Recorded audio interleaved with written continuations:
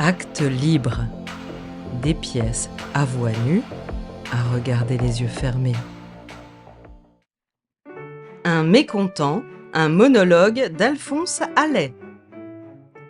L'homme qui, sur le trottoir, attendait l'omnibus Batignolles Clichy-Odéon en même temps que moi, certainement je le connaissais. Mais où l'avais-je vu? Et comment s'appelait-il? Cruelle énigme. Sans être un jeune homme, c'était un homme jeune encore. Ses traits, ses façons, toute son allure indiquaient un personnage inquiet, susceptible et ronchonneur. Enfin, l'omnibus arriva. À l'appel des numéros, la foule se rua pataugeant dans la boue qui, ce jour-là, couvrait Paris de son manteau fluide et particulièrement copieux. Le 7, le 8, le 9 montèrent. L'homme, jeune encore, porteur du numéro 10, grommela des paroles de désappointement qui se conclurent par un cri de « Vive Boulanger !» Allons, bon, pensai-je, un mécontent. Nouvelle attente, nouvel omnibus, nouveau pataugeage. Cette fois-ci, nous pûmes monter sur la plateforme, mon provisoire inconnu et moi. Je payai ma place au moyen de 3 décimes de bronze. L'homme en fit autant à l'aide d'une pièce de 2 francs, sur laquelle le conducteur lui rendit une somme de 1 franc 70, exclusivement composée de monnaie de billon. « Que voulez-vous que je fasse de toute cette mitraille ?» s'écria l'homme exaspéré. « Je regrette beaucoup, » répondit le conducteur avec une courtoisie qu'on a peu coutume de rencontrer chez cet ordre de fonctionnaires. « Mais je n'ai pas une seule pièce blanche dans ma sacoche. » Toujours grommelant, l'homme distribua ses 34 sous dans des poches différentes et poussa un second cri de « Vive Boulanger !» À ce moment, il m'aperçut, me reconnut et serra ma main avec les signes extérieurs de la plus vive allégresse. « Ah, je suis sûr que tu ne me reconnais pas, » fit-il. Si, mais je ne me rappelle pas bien. »« Ah, je l'aurais parié. Il n'y a qu'à moi que ça arrive. Je reconnais tous mes amis et pas un seul de mes amis ne me reconnaît. Vive Boulanger !»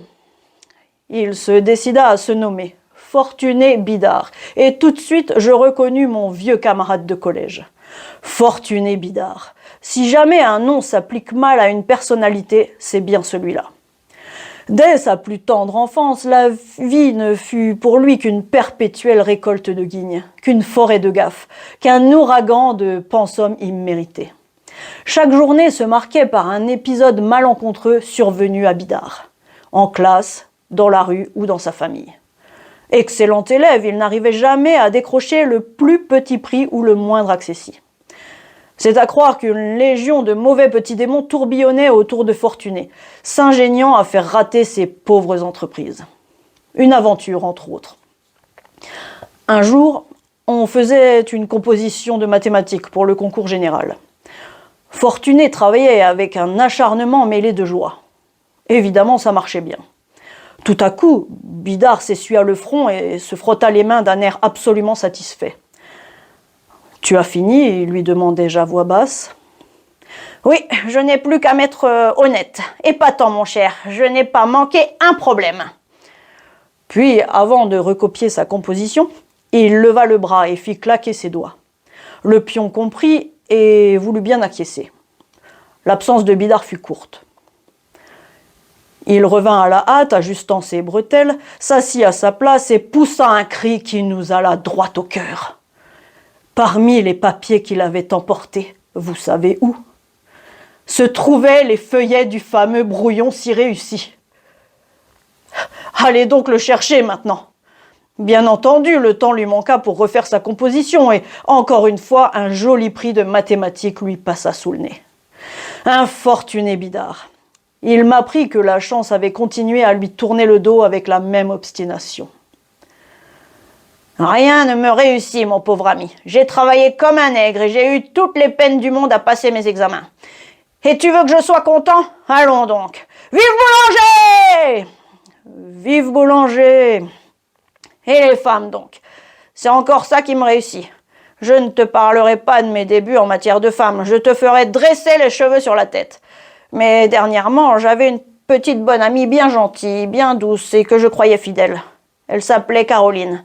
Un jour, j'arrive seul au café où nous avions l'habitude d'aller, Caroline et moi. Un de mes amis me demande « Mais qu'est-ce que tu as donc fait de Caroline ?» Je ne sais pas ce qui me passe par la tête. Je veux faire une blague et je lui réponds Caroline, je l'ai lâchée. Alors lui me serre la main et me dit « Eh bien mon vieux, je te félicite de t'être débarrassé de cette petite grue qui t'a trompé avec tous tes amis, sans compter les indifférents. » Je me suis informé, c'était vrai. Et tu veux que je sois content? Allons donc. Vive Boulanger! Vive Boulanger! Mais je vais te quitter. Imagine-toi que je vais faire ma première visite à ma fiancée, une personne charmante, la fille d'un marchand de stores de la rue Richelieu. Je ne sais pas, mais j'ai comme un pressentiment qu'il va m'arriver quelque chose d'ici là. Nous voilà presque arrivés. Tiens, c'est là. Au revoir. Au revoir.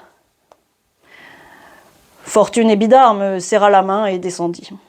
Il descendit même beaucoup plus bas qu'il ne le souhaitait, car je le vis s'étaler de tout son long sur le sol qui, ce jour-là, je vous l'ai déjà dit, s'enduisait d'une jolie boue bien grasse, bien noire et bien surabondante. Bidart se releva furieux, et l'omnibus était déjà arrivé à la hauteur de la Bibliothèque nationale que j'entendais encore des cris de « Vive Boulanger !»« Vive Boulanger !» répétais-je apitoyé. Retrouvez Actes Libre sur toutes vos plateformes préférées de podcast et abonnez-vous aux réseaux sociaux de Cécile Cordebar pour plus de théâtre dans vos oreilles.